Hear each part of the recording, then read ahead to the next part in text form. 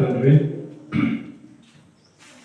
పరలోకమందున్న మా ప్రభువా, పరిశుద్ధ పుణ్యపాదములకు స్తుతులు స్తోత్రములు వందనాలు చెల్లిస్తున్నాము తండ్రి. మా తండ్రి, సర్వశక్తిమంతుడా, సర్వోన్నతుడా, గొప్ప దేవుడా, మా రక్షకుడా యేసయ్య, స్తోత్రాలు వందనాలు చెల్లిస్తున్నాము తండ్రి. మా తండ్రి, జీవాధిపతి, జీవం గల యేసయ్య, స్తోత్రాలు వందనాలు చెల్లిస్తున్నాము నాయన. ఈ రాత్రి కాల సమయమున మీ పాదాల సన్నిధిలో చేరి ఈ రీతిగా మీ నామాన్ని స్తుతించుకోవడానికి, కనపరచుకోవడానికి, సంఘంలో ఉన్న అక్కర్ల కొరకు, బలహీనైన బిడ్డల కొరకు విజ్ఞాపన ప్రార్థన చేయడానికి మీరు మాకు ఇచ్చిన ఈ సమయాన్ని బట్టి మీకు స్తోత్రాలతో వందనాలు చెల్లిస్తున్నా. మీరు తీసుకొచ్చిన మీ బిడ్డలను బట్టి స్తోత్రాలు వందనాలు చెల్లిస్తున్నా. ఇంకా రావాల్సిన మీ ప్రియ బిడ్డలందరినీ మీరే సకాలంలో క్షేమంగా మీ సన్నిధానానికి నడిపించండి. ఈ రాత్రి కాల సమయమున మీ వాక్యంలో నుండి మీరే నాతో మాతో మాట్లాడి మహిమ పొందమని యేసు క్రీస్తు నామమున అడుగుచున్నాము తండ్రి. ఆమేన్, ఆమేన్. కూర్చుందాం. మన ప్రభువును రక్షకుడైన యేసు క్రీస్తు దివ్యనామమున కూడి వచ్చిన మీ అందరికీ హృదయపూర్వక వందనాలు చెల్లిస్తున్నాను. దేవుని మహాకృపను బట్టి మరి 2025 సంవత్సరం అంతా దేవుడు కాపాడి 2026 సంవత్సరంలో మొదటి శనివారం విజ్ఞాపన ప్రార్థన చేయడానికి దేవుడు సహాయం చేశాడు. ఈ 2025-26 సంవత్సరంలో మనం ఒకటే నేర్చుకోవాలి. మనం ఏదైతే అడుగుతున్నామో అది ఇచ్చేదాకా అడగటం నేర్చుకోండి. ఇప్పుడు ఈ 2026 సంవత్సరంలో మొదలుపెట్టే మనం ఏదైతే మొదలు పెడుతున్నామో దానిని దేవుడు ఇచ్చేదాకా అడగటం మనం నేర్చుకోవాలి. దేవుణ్ణి అడగటానికి విసుగు రాకూడదు, దేవుణ్ణి అడగటానికి కోపం రాకూడదు, దేవుణ్ణి అడగటానికి చిరాకు ఉండకూడదు.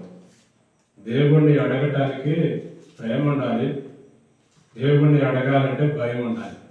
ఈ రెండుంటే చాలు. ఈ రెండు నీలో ఉంటే నువ్వు అడిగింది దేవుడు తప్పకుండా ఇస్తాడు. ఈ సంవత్సరం అది నేర్చుకుందాం. మన పరిశుద్ధ గ్రంథంలో ఒక గ్రామంలో ఒక న్యాయాధిపతి ఉన్నాడు, ఒక విధవరాలు ఉంది. ఆ న్యాయాధిపతి ఎవరికి భయపడ్డు, దేవుడు అంటే భయపడ్డు, మనుషులంటే లక్ష్యం ఉంచాడు. మరి ఆ గ్రామంలో ఉన్న విధవరాలకి తన ప్రతివాదితో న్యాయం తీర్చమని ప్రతిరోజు ఆ న్యాయాధిపతి దగ్గరికి వస్తుంది. అయ్యా, నా బాధ ఇది, అయ్యా నా కష్టం ఇది, అయ్యా నాకు న్యాయం తీర్చాలంటే నువ్వే ఉన్నావు, నాకు సహాయం చేయి అని ఆ న్యాయాధిపతి దగ్గరకు వచ్చి అడుగుతుంది. రోజులు గడిచిపోయినాయి, నెలలు గడిచిపోయినాయి, సంవత్సరాలు గడిచిపోతున్నాయి. ఆ న్యాయాధిపతి మాత్రం సైలెంట్గా ఉంటున్నాడు. ఆమె మాత్రం పట్టిన పట్టు వదల, నువ్వే నాకు న్యాయం తీర్చాలి, నాకు ఎవరు లేరు. ఆ న్యాయాధిపతి ఆమె పొద్దాకా వస్తుంటే, రోజులు తరబడి వస్తుంటే, సంవత్సరాలు తరబడి వస్తుంటే విసుకుపోయాడు. ఇక నేను ఆమెకి సహాయం చేసేదాకా నన్ను వదిలిపెడతాను, అందుకని నేను ఆమెకు సహాయం చేయాలి. మనుషుడు దేవుడంటే భయం లేనాడు, దేవుడంటే భక్తి లేనాడు. ఏమండి, దేవుడంటే భయం లేనోడు, భక్తి లేనోడే మనిషి వచ్చి పొద్దాకా అడుగుతుంటే విసిగిపోయి సహాయం చేశాడే. మరి మనలను సృజించిన సృష్టికర్త కావాలని నిన్ను ఈ భూమి మీద ఉంచి బ్రతికిస్తున్న సృష్టికర్త నీ కొరకు ఎన్ని ఆశలు పెట్టుకొని ఉంటాడు, ఎన్ని తలంపులు పెట్టుకొని ఉంటాడు. నువ్వు ప్రార్థన చేస్తుంటే నీ కోసం ప్రార్థన చేసేవాడు ఆయనే. నువ్వు ప్రార్థన చేస్తుంటే నీ పక్కన ఉండేవాడు ఆయనే. నువ్వు అడుగుతుంటే నీకు ఇవ్వాలని ముందుకు వచ్చేవాడు ఆయనే. మరి అలాంటి దేవుణ్ణి మనం అడగటానికి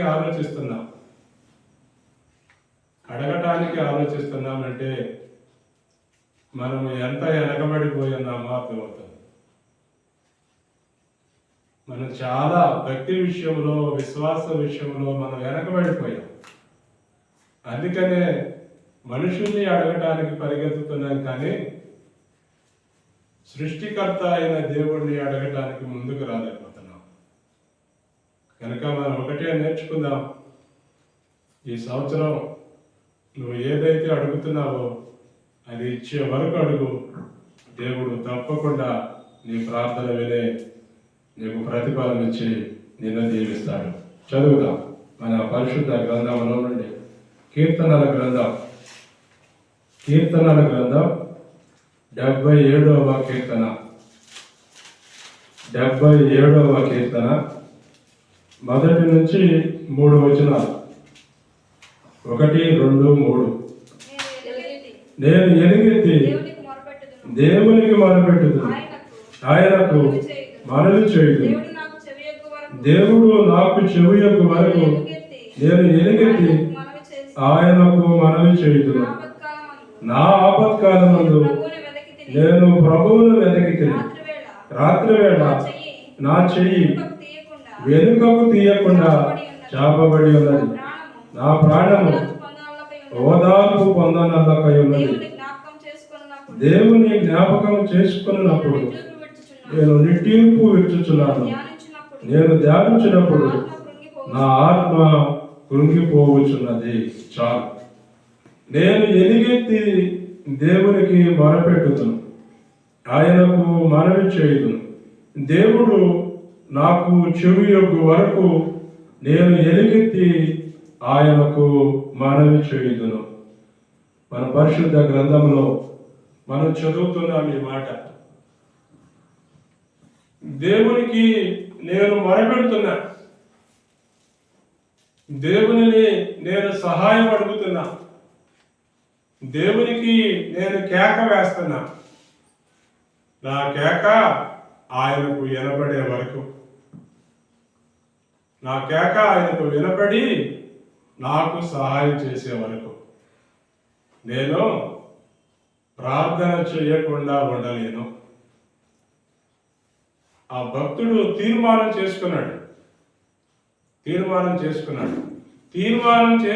కనుకనే ఆయన నాకు సహాయం చేసే వరకు నేను మాత్రం కేకేయటం ఆపను, ప్రార్థన చేయటం ఆపను. మరి గడిచిన సంవత్సరం మనం ఎన్నిసార్లు ప్రార్థన చేయకుండా ఆగిపోయి ఉంటాము, ఎన్ని రోజులు ప్రార్థన చేయకుండా ఆదమర్చిపోయి ఉంటాము. కానీ ఈ సంవత్సరం ఒక్క రోజు కూడా నువ్వు ప్రార్థన చేయకుండా ఉండదు. ప్రతి రోజు నువ్వు ప్రార్థన చేయాలి. ఏదైతే అడుగుతున్నావో అది నువ్వు ప్రతిరోజు అడగాలి. ప్రతిరోజు నువ్వు అడగటం నేర్చుకో. దేవుడు చేసే అద్భుతాన్ని నువ్వు చూస్తావు, దేవుడు చేసే మహత్ కార్యాలను నువ్వు చూస్తావు. కానీ మనం అడగాలి. అడిగేటప్పుడు ఇసుకు రాకూడదు. చాలా మందికి అడగడం మొదలు పెడితే ఇసుకొచ్చేస్తుంది. ఇంకా ఎన్ని రోజులు అడగాలో, ఇంకా ఎన్నిసార్లు ప్రార్థన చేయాలో, ఇంకా ఎన్నిసార్లు మొరపెట్టాలో. చాలా మందికి విసుగు. అడగాలంటేనే ఒకసారి అడుగుతారు, 2 సార్లు అడుగుతారు, ఇక సైలెంట్ అయిపోతారు. అండి, ఒకసారి 2 సార్లు అడిగి సైలెంట్ అయిపోతున్నారు. కానీ అది మనకు మంచిది కాదు. నువ్వు దేవుణ్ణి అడిగేది ఏమండి, దేవుడు నీకు ఇవ్వాలని కోరుకుంటున్నావు. మరి దేవుడిని ప్రార్థన అంటున్నాడుగా, అయినా ఆయన ఏం చేస్తున్నాడు? సైలెంట్ అయిపోతున్నాడు. ఎందుకు సైలెంట్ అయిపోతాడు చెప్పండి? ఎందుకు సైలెంట్ అయిపోతాడు? నువ్వు పిలుస్తా ఉంటే, నువ్వు కేకేస్తా ఉంటే, నువ్వు ప్రార్థన చేస్తా ఉంటే ఆయనకి ఇష్టం. నువ్వు రోజు పలకరిస్తావంటే దేవుడికి అంత ఇష్టం. ఆదాములతో ప్రతిరోజు చల్లబొట్టను వచ్చి వాళ్ళతో ఆడుకుంటున్నాడు దేవుడు.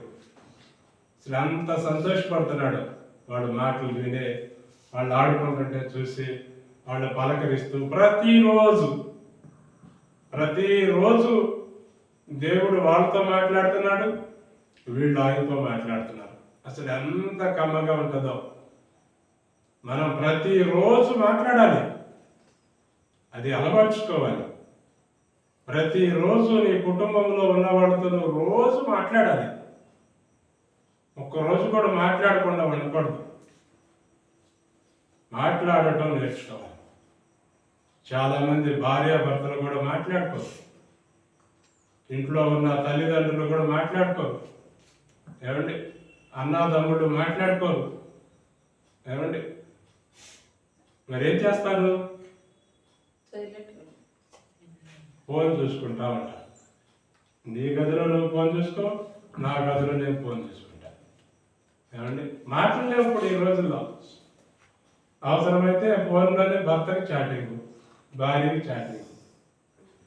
ఇప్పుడు సమాజంలో ఇదే జరుగుతుంది.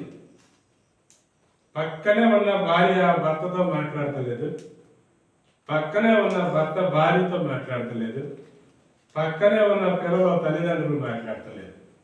అంత విచారం అసలు ఇది. ఏమండి చాలా విచారకరమైంది. చెప్పుకోవటానికి నువ్వుగా ఉంటుందేమో కానీ ఇది చాలా బాధాకరమైంది.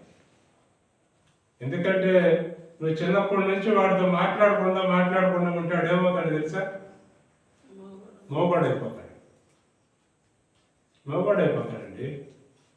నువ్వు మాట్లాడతావంటే చిన్నప్పటి నుంచి వాడు మాటలు నేర్చుకుంటాడు. నువ్వు పలకరిస్తావంటే వాడు, నువ్వు నవ్వుతావంటే వాడు నవ్వుతాడు, నువ్వు ఏడుస్తావంటే వాడు ఏడుస్తాడు. ఎందుకు? తెలియకపోయినా నిన్ను బట్టి వాడికి చలనం అనేది కలుగుతుంది, బాధ అనేది కలుగుతుంది, నవ్వు అనేది కలుగుతుంది. అది నీలో ఉన్న ఫీలింగ్ని బట్టి ఇంట్లో ఉన్న పిల్లలకు కూడా అది కలుగుతుంది. కారణం ఏంటంటే దేవుడు ప్రకృతిలో మనిషిని ఏమండి అలా పెట్టాడు, అలా వచ్చాడు. కానీ ఈ రోజుల్లో చాలా మంది మాట్లాడుతున్నారు. ఒకళ్ళనొకళ్ళు మాట్లాడుకోలేని పరిస్థితులు వచ్చేసినాయి. చాలా భయంకరమైన పరిస్థితుల్లో ఉన్నాం. అందుకని ఈ సంవత్సరం నీకు సమయం ఎంత ఉంటుందో అంత నీ కుటుంబంతో గడుపు, నీ పిల్లలతో గడుపు, నీ భర్తతో గడుపు, నువ్వు ఆరాధించే నీ దేవునితో గడుపు. నువ్వు ఎంత టైం ఇవ్వగలవో అంత టైం ఇవ్వు. అది నీకు ఎంత ఆశీర్వాదాన్ని ఇస్తుందో, ఎంత నెమ్మదిని ఇస్తుందో, ఎంత సంతోషాన్ని ఇస్తుందో. ఈ సంవత్సరం మీరు దాన్ని చూడండి. ఇక్కడ మనం అదే నేర్చుకుంటున్నాం. నీవు ఏదైతే అడుగుతున్నావో అది నీ దేవుణ్ణి నువ్వు ఇచ్చేదాకా అడగటం నేర్చుకో. ఇచ్చేదాకా. ఇదే మన పరిశుద్ధ గ్రంథంలో ఒక తల్లి ఉంది, మనం చదువుదాం. మార్కు సువార్త 7వ అధ్యాయం 25వ వచనం. అపవిత్రాత్మ పట్టిన చున్న కుమార్తె కదా ఒక స్త్రీ ఆయనను గూర్చి విని వెంటనే వచ్చి ఆయన పాదముల మీద పడి, ఆ స్త్రీ సురోఫెనికయ వంశమందు పుట్టిన గ్రీసు దేశస్తురాలు. ఆమె తన కుమార్తెలో నుండి ఆ దెయ్యమును వెళ్ళగొట్టమని ఆయనను వేడుకుంటుంది. గ్రీసు దేశస్తురాలు, సురోఫెనికయ అనే వంశంలో పుట్టింది. అన్యురాలు. దేవుడు అంటే తెలియదు, భక్తి అంటే ఏందో తెలియదు. కానీ ఆమె వింది, నజరేయుడైన యేసు అనే ఒక దేవుడు ఉన్నాడు, రక్షకుడు ఉన్నాడు, ప్రవక్త ఉన్నాడు. ఆయన యూదయ, సమరయ, గలిలయ ప్రాంతాలలో అద్భుతాలు చేస్తున్నాడు అని విని ఆయనను ఎత్తుక్కుంటా వచ్చింది. ఎత్తుక్కుండా వచ్చి, అయ్యా నా కుమార్తె దెయ్యం బట్టి ఇంట్లో వెలవెలలాడుతుంది, నాకు సహాయం చేయి, నా కుమార్తెను బాగు చేయి అని అడుగుతుంది. అడుగుతుంటే ఆయన ఏం మాట్లాడతలా, సైలెంట్గా ఉన్నాడు. సైలెంట్ అయిపోయాడు, ఏం మాట్లాడతలా. ఆయన ఆడకింత ఆయన వెనకలుగుతుంది, అయ్యా నాకు సహాయం చేయి, అయ్యా నాకు సహాయం చేయి అని అడుగుతుంది. ఏం మాట్లాడుతుంది, సైలెంట్గా ఉన్నాడు. సైలెంట్గా ఉంటే పక్కనున్న శిష్యుడు అయ్యా ఆమె మనల్ని విసిగిస్తుందయ్యా, ఇదిగో మనం ఎక్కడి నుంచి బయలుదేరాం అక్కడి నుంచి మన వెనకే వస్తుంది, ఆమె ఒకసారి సహాయం చేయి అని అడిగాడు. శిష్యుడు అడిగాడు ఆమె గురించి. శిష్యుడు అడిగేసరికి అప్పుడు యేసయ్య అంటున్నాడు ఈ మాట. ఏమంటున్నాడు చదువు. ఆయన ఆమెను చూచి పిల్లలు మొదట తృప్తి పొందవలను, పిల్లల రొట్టె తీసుకొని కుక్క పిల్లలకు వేయట యుక్తము కాదు. యేసయ్య అన్నాడు ఆమెను చూసి అమ్మా మొదట పిల్లలు తృప్తి పొందాలి అంటే దాని అర్థం ఏంది? యేసయ్య ఈ లోకానికి ఎందుకు వచ్చాడు అంటే పాపులను రక్షించడానికి వచ్చాడు. యేసయ్య పాపులను రక్షించడానికి మొదట ఎక్కడ వచ్చాడు? యూదుల దగ్గరికే వచ్చాడు, ఇశ్రాయేలీల దగ్గరికే వచ్చాడు. ఆయన మొదట ఇశ్రాయేలీలనే బాగు చేయాలి, ఇంకా ఎవరిని బాగు చేయడానికి లేదు ధర్మశాస్త్రం. ఇప్పుడు ఈమె ఆయన్ను అడుగుతుంది, అయ్యా నా కుమార్తె పరిస్థితి ఇది, నాకు సహాయం చేయండి. ఆయన మొదట పిల్లలు తృప్తి పొందని తర్వాత చూద్దాం అన్నాడు. పిల్లలు తిన్నారుగా తర్వాత చూద్దాం. అయినా పిల్లలకు పెట్టే రొట్టె ముక్క కుక్క పిల్లలకు వేయట యుక్తమేనా అని అడిగాడు. అప్పుడు అవేమందో తెలుసా? అవేమంది ఇక్కడ మనం చదువుతాం. అవును ప్రభువా, అయితే కుక్క పిల్లలు కూడా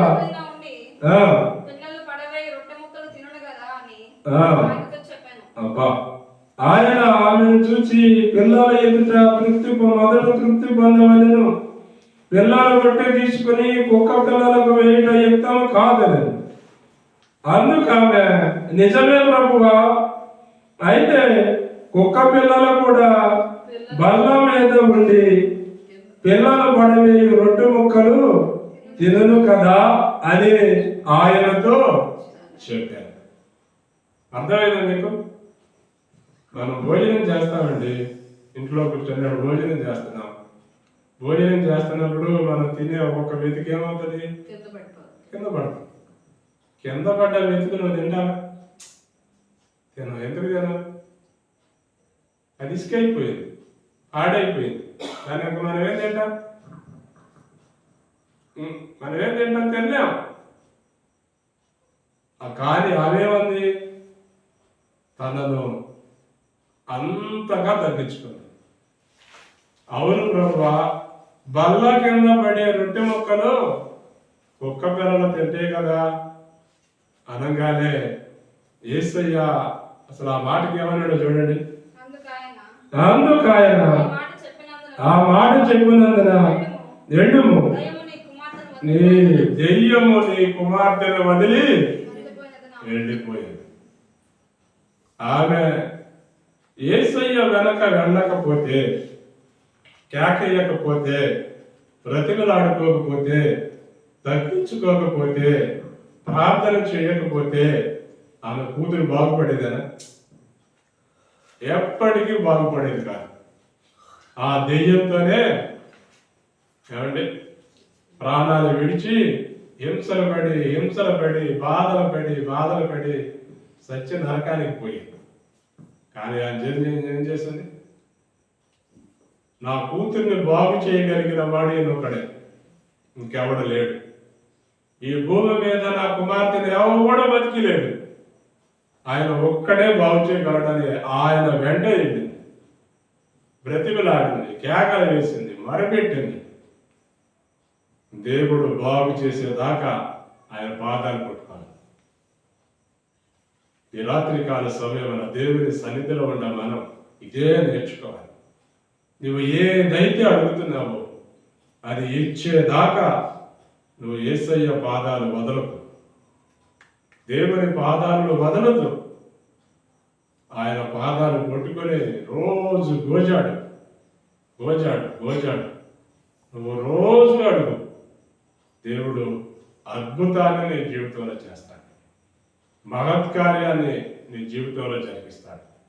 కానీ నువ్వు మొర్రపెట్టడం నేర్చుకోవాలి, కేక వేయటం నేర్చుకోవాలి. ఇక ఆయన నా ప్రార్థన వినడలే అనే ఆలోచన అనే తలంపు అసలు నీ హృదయంలో రాకూడదు. నువ్వు మొరపెడుతుంది ఎవరికి? దేవునికి మొరపెడుతున్నామండి. ఈరోజు భోజనం లేదు ఇంట్లో, ఏమండి?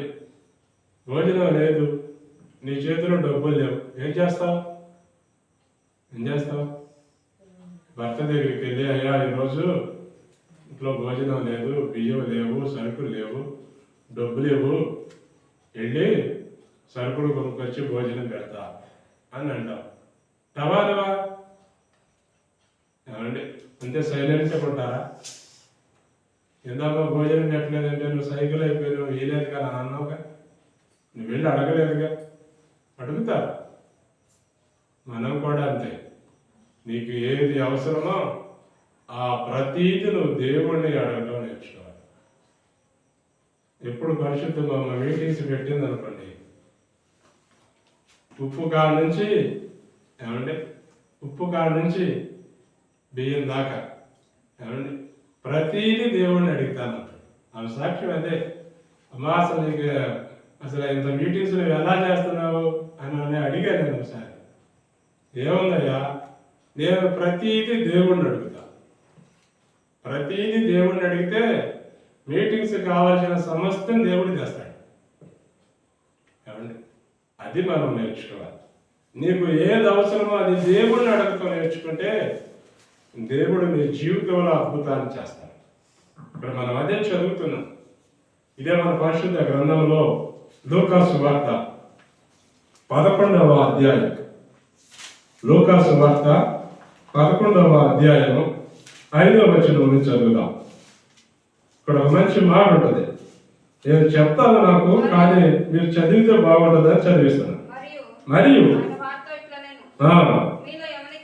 మీలో ఎవరికైనా ఒక స్నేహితుడు ఉండగా అతడు అర్ధరాత్రి వేళ తన స్నేహితుని యొద్దకు వెళ్ళి, స్నేహితుడా నాకు 3 రొట్టెలు ఇవ్వు,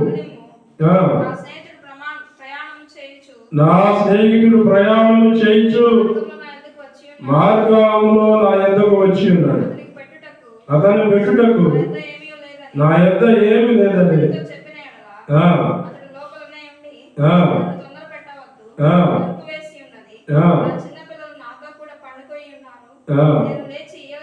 నేను లేచి ఇయ్యలేనని చెప్పునా? అతడు తన స్నేహితుడైనందున లేచి ఇయ్యకపోయినను అతడు సిగ్గుమాలి మాటికి అడుగుట వలన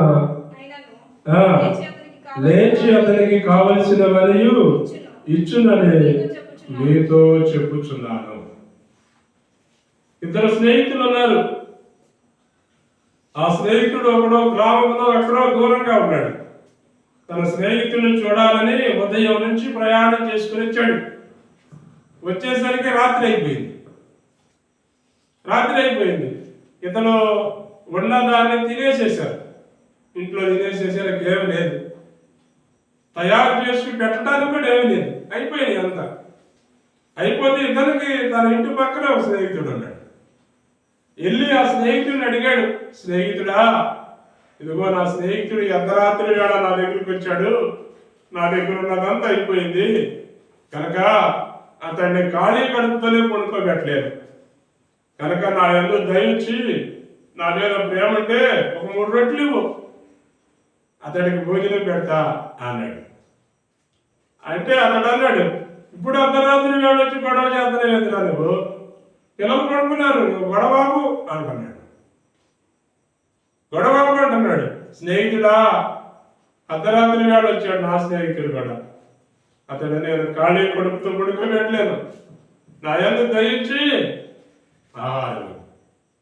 అక్కడ రాస్తున్నాడు, మనం అదే చదివాం. అతడు సిగ్గుమాలి మాటి మాటికి అడిగాడు. మాటి మాటికి సిగ్గుమాలి. మనుషుల్నే మనం సిగ్గుమాలి మాటి మాటికి అడిగినప్పుడు దేవుణ్ణి అడగలేమా? ఏమండి, తండ్రిని అడగలేమా? భర్తను అడగలేమా? ఈ రోజున చాలా మంది అడగటానికి చిరాకు.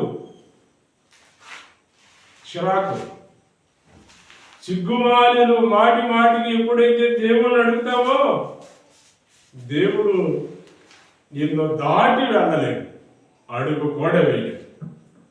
నువ్వు అడుగుతుంటే ఆయన అడుగు కూడా వేయడు. నీకు తప్పకుండా సహాయం చేస్తాడు.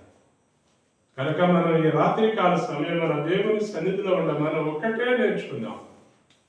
సిగ్గుమాలి మాటి మాటికి ఇచ్చే దాఖలు అడుగు, దేవుడు తప్పకుండా నీకు సహాయం చేస్తాడు, తప్పకుండా.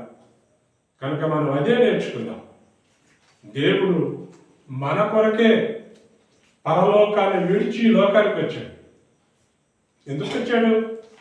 మనతో కలిసి తిరగడానికి, మనతో కలిసి ఉండటానికి, మనతో కలిసి సహవాసం చేయటానికి.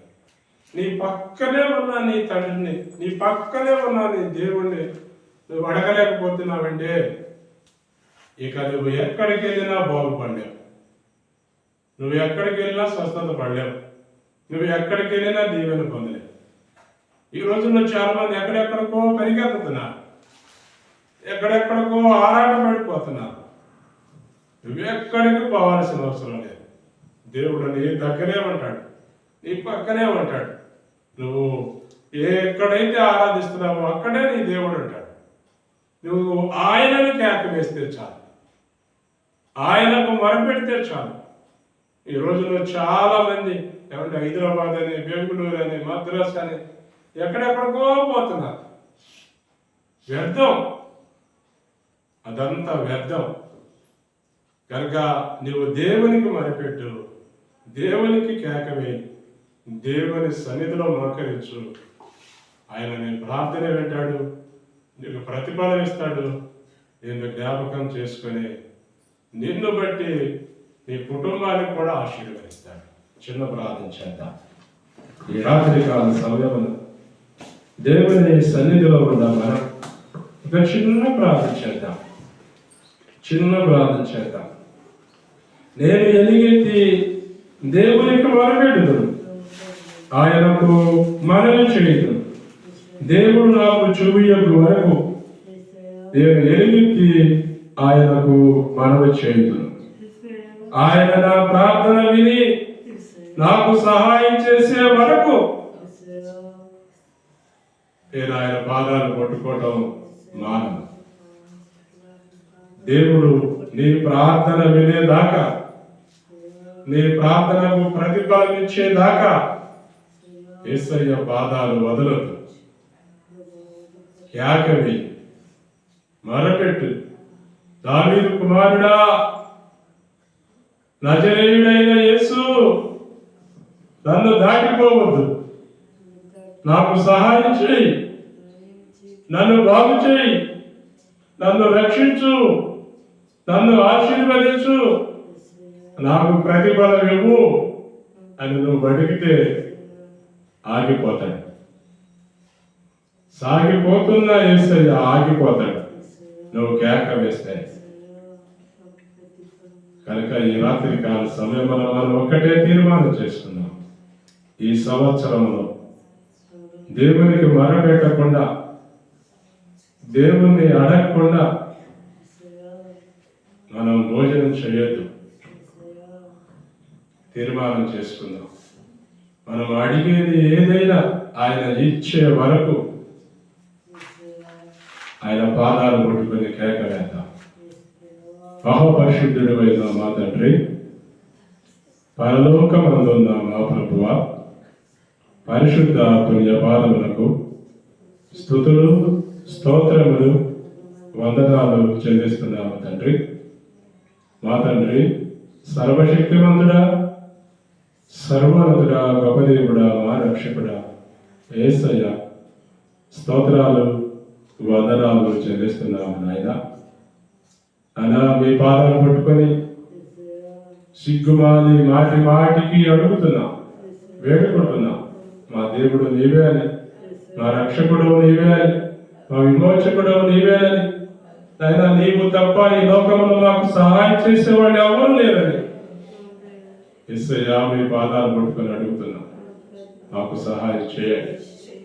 మా ప్రతి అవసరతలు తీర్చండి, ప్రతి అక్కర్లు తీర్చండి.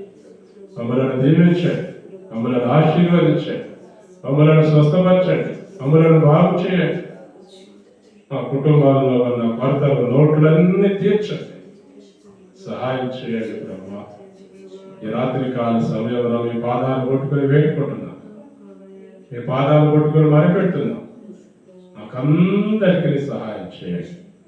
ఈ రాత్రి కాల సమయంలో కూడి వచ్చిన ప్రతి ఒక్కరిని దర్శించండి, ప్రతి ఒక్కరిని తాకండి, ప్రతి ఒక్కరి ప్రార్థన ఆలకించండి. బలహీనైన విడలను బలపరచండి, అనారోగ్యాలతో ఉన్న విడలను స్వస్థపరచండి. ఈ సన్నిధి మీ సమాధానంతో నింపండి ప్రభువా. ఎవరెవరైనా ఏ బలహీనతల్లో ఉన్నారు, ఏ బాధల్లో ఉన్నారు, ఏ కష్టాల్లో ఉన్నారు, ఏ వేదనలో ఉన్నారు, ఏ సమస్యలలో ఉన్నారు నాయన, మీరు చూడండి ప్రభువా. వారిని తాకండి నాయన, వారి పట్ల దయ చూపించి మీ కార్యాలన్నీ వారి పట్ల జరిగించండి, సహాయం చేయండి, కృప చూపించండి. సన్నిధి మీ సమాధానంతో ప్రతి ఒక్కరిని మీరు నింపి ఆశీర్వదించి వైపు పొందాలి. సర్వశక్తిమంతుడు, సర్వోన్నతుడు, గొప్ప దేవుడు, మా రక్షకుడు యేసుక్రీస్తు అతి శ్రేష్టమైన నామములోనే ప్రార్థించి స్తుతించి అడిగి వేడుకుంటున్నాము ప్రియ పరలోకపు తండ్రి, ఆమేన్. ఇప్పుడు మన తండ్రి అయిన దేవుని దయ, ఆయన కుమారుడైన యేసుక్రీస్తు యొక్క కృపై, పరిశుద్ధాత్మని అన్యోన్య సహవాసం, సమాధానం, సంపూర్ణ దీవెన ఇప్పుడును ఎల్లప్పుడూ దేవుని మహాకృప మనకును మన కుటుంబాలకు సకల పరిశుద్ధులకు సదాకాలం తోడై ఉండి నడిపించి దీవించి ఆశీర్వదించి పంపించను కాక. ఆమేన్, ఆమేన్, ఆమేన్.